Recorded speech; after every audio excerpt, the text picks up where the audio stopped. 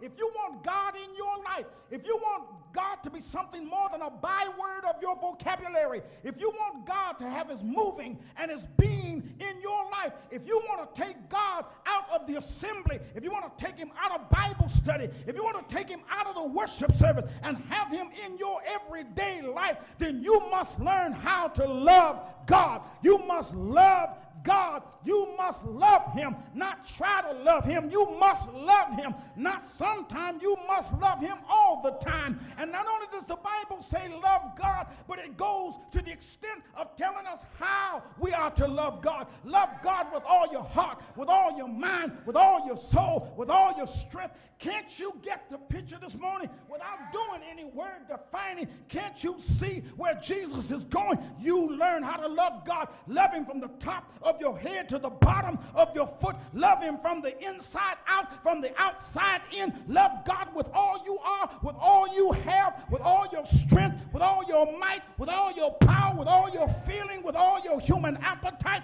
with all your spirit, with all your soul. You love him with everything God gave you. Love him with your mind, love him with your emotions, love him with your soul, love him with your strength, love him with your power, love him with your might. Everything I've given you, you give it back to me, but you give it back to me in love. You must learn how to love God. You must learn how to truly, legitimately love him. Don't be a hypocrite and love him when he's convenient. Love him all the time. Don't be a hypocrite and just love God when there's crisis, but love him all the time. Don't be a hypocrite and just love God when your marriage is in trouble, or when your children are in trouble, or when your job is in trouble, or when your relationship is in trouble. You must learn how to love the Lord thy God with all thy heart, with all thy soul, with all thy mind, with all thy strength, with everything you are. Yes, sir. That's the point. You must put your entire self into loving God. Yes, sir. Some of us love him in a way that is convenient for us. But do you know anything about this kind of love? This all you have love. You know, all 5 of these words are interesting words. The word love in this context, for those of you that read Thayer's and Strong's, is definition number 26. It is the Greek word agape. Now, traditionally, people say that there are 3 words translated our one word English word love, and that's not true. Because there are a number of other words besides eros, phileo, and agape. There are a number of other words where they translate our English word love. However, the 3 that are always cited, more often than not, by preachers and teachers are the words phileo, eros, and agape. Now, eros is the word from which we get our English word erotica. It is a sexual, sensual kind of love. Yes, sir.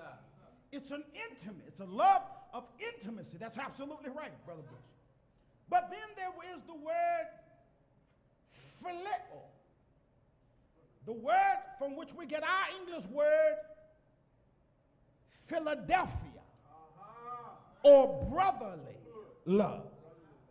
Then there is definition 26 in the Strong's and in the Thayer's.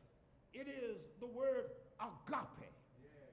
And the word agape, in fundamental definition, not just application, but in definition, is a love that looks to the interest of another.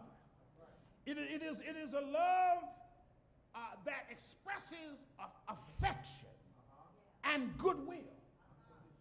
And that is more the definition of the context of Mark chapter 12.